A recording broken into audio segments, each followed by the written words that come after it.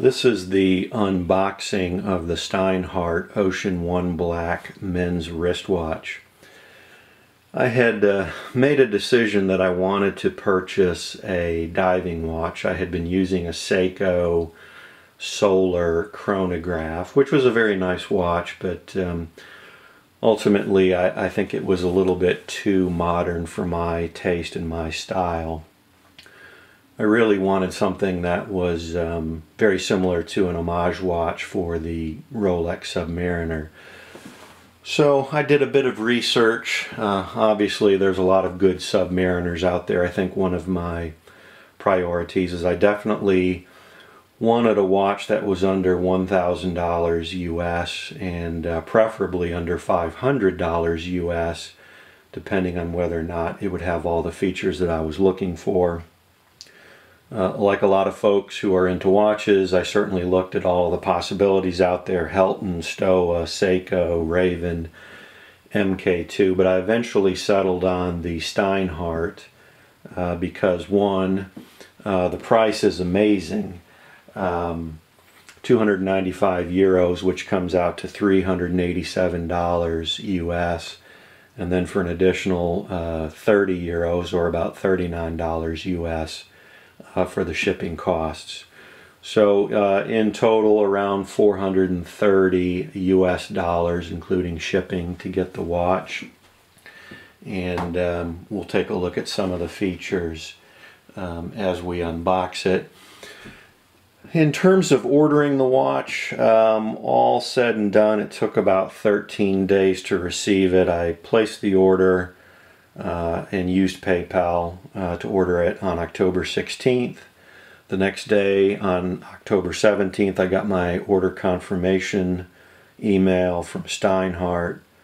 On 10/22, after 5 days, I got a shipping confirmation from Steinhart saying that the watch was on its way. 2 days later, on October 24th, I got my first tracking email from FedEx saying that the watch had been received into their system and it was scheduled for delivery on October 27th.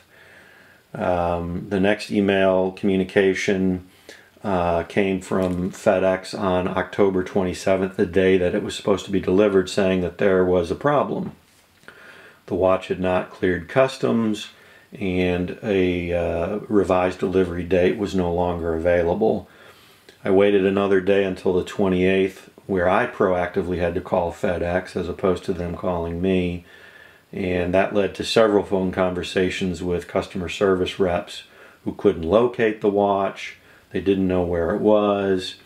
Then another call, they revealed that the watch was in customs, but there was some question as to whether or not the band on the watch was some sort of exotic animal skin, you know, alligator or ostrich, or something that would cause it to be delayed in customs clearance. I explained to them, no, it's simply a stainless steel watch, band, no exotic leathers. They said, oh, okay, we'll take that back to the customs clearance people. There was another email update about an hour later saying that the watch had finally cleared customs. I called customer service back to find out when the revised delivery date would be. The service rep said they couldn't locate the watch. They thought it was lost and they were putting a trace on it. Long story short, they found the watch and it was delivered on October 29th. So all in all, from the time that I actually ordered the watch and paid for it, till the time I actually received it, that was a 13-day time period. So the first thing you'll notice is that here is the FedEx package that arrived today. I have to admit I was a little bit surprised. I was expecting to receive some sort of fiberboard, cardboard box, you know, with packing peanuts or plastic bubble wrap, but instead what I have here is an actual FedEx pack, and it's a padded pack, which means on the interior they are using bubble wrap to protect the package. So it's basically just the actual watch container inside a padded bubble wrap pack. And although I'm sure it's good enough protection, if I shake it, I can feel a little bit of movement of the box inside. I'm sure that it's been wrapped up pretty securely and won't be damaged, but again, the expectation, you know, spending $400 plus on a watch, I was expecting a shipping container that was a little bit more robust and could stand up to any potential problems. So with that being said, let's take the scissors here and cut open the pack.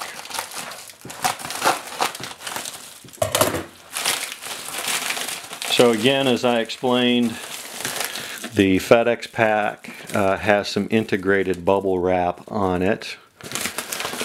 And then it looks like Steinhart then took their box and wrapped it in some bubble wrap as well.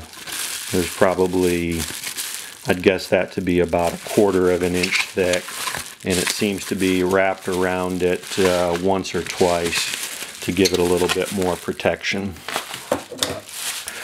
So we'll cut that away.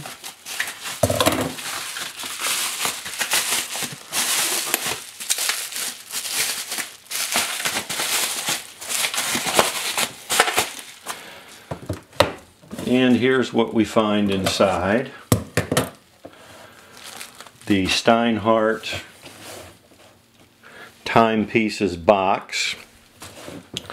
We'll hold that up a little bit to the camera so that you can get a better look as to what exactly that looks like. It's a white cardboard box, Steinhart symbol with Steinhart timepieces embossed in a and that's not ink printing, that's an actual sort of like a gold leaf emboss on the box. On top of the box, I'm assuming this is probably my order confirmation. Yes, it is. Confirming that the actual price for the watch was 294.12 euros, an additional 30 euro shipping charge. And it's kind of cool because all of this is written in German. 324.12 euros was the total cost. So, taking the box, we take off the cover. First thing that we see is the operating instructions, written in both German and in English. I'm sure telling you how to set the watch and change the date, rotate the bezel. I would imagine how to change the size of the band is probably in there as well. And then here's a yellow Steinhart, please read. Please note, if you want to take advantage of our 14-day return policy to the full extent, please do not remove the protective film of the watch, the metal bracelet, and the clasp within this period. Also, please refrain from shortening the metal bracelet. Only if you follow these instructions and the product remains fully intact will we be able to refund the full purchase price. So that's a good thing to know, in that if there's any potential that you may not like this watch, or the watch is damaged, or whatever the reason may be, if you want a full refund within that 14-day period, the plastic cannot come off of the watch. So inside, piece of white tissue paper, very similar to wrapping paper that you might get for a present. We pull out the actual Steinhart display box. I've seen other videos unboxing of these watches Folks have referred to this as a leather box. I'm not sure if it is or is not an actual leather box, whether it's leatherette or some kind of faux leather. But it's certainly pretty good quality. There is a very light grain to it that if it isn't actual leather, it certainly looks like a reasonable facsimile of leather. There is a little flap that has a hole cut out that fits over this silver tab that holds it down. And we open up the box and we see the watch inside. The top is that same sort of egg carton material that you would see in a soundproof booth or a recording studio. It's just simply held. It's not glued or anything like that. It's just simply pushed in there to protect the watch from jostling around and whatnot. So we pull the watch out. First thing we notice, as you might expect, is that the bracelet is at its largest size. It rests on the pillow, but it's not completely sized to fit the pillow, but rather just to sort of keep it in place.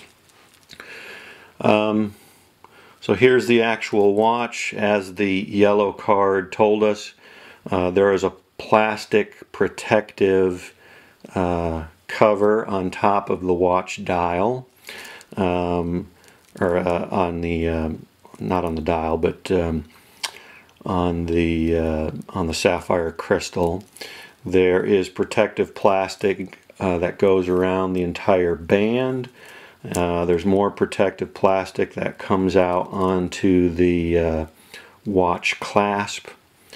The Steinhart Swiss-made, I would normally call this a price tag, but obviously there's no price listed on it.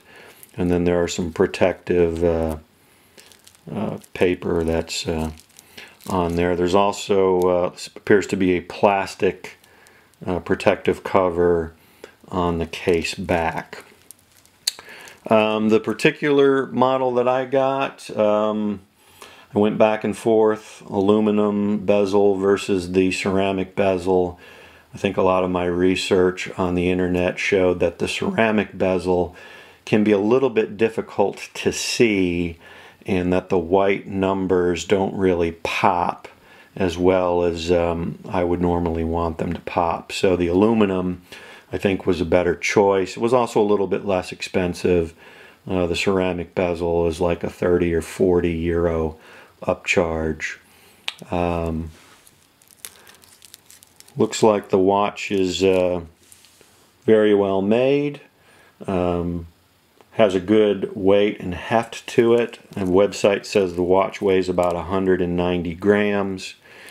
The links on the watch band are not pushpin style, but instead they are the screw style. So you would actually need to use a screwdriver to remove a link, which I'm assuming in my case I probably will have to remove a link.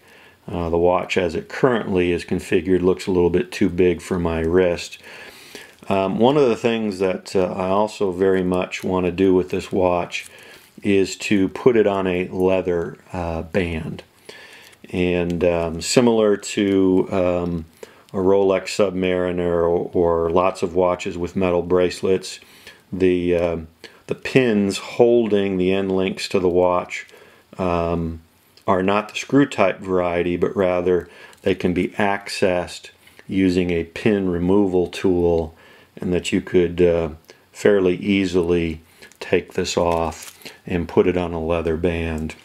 In my instance, I purchased a Horween band from Worn & Wound, kind of a distressed brown leather band, which I think will look pretty sharp on this. Overall, my initial thoughts are the watch looks pretty amazing. Although it warns me not to take the plastic off of the watch if I want to return it, I don't have any intentions of returning this watch.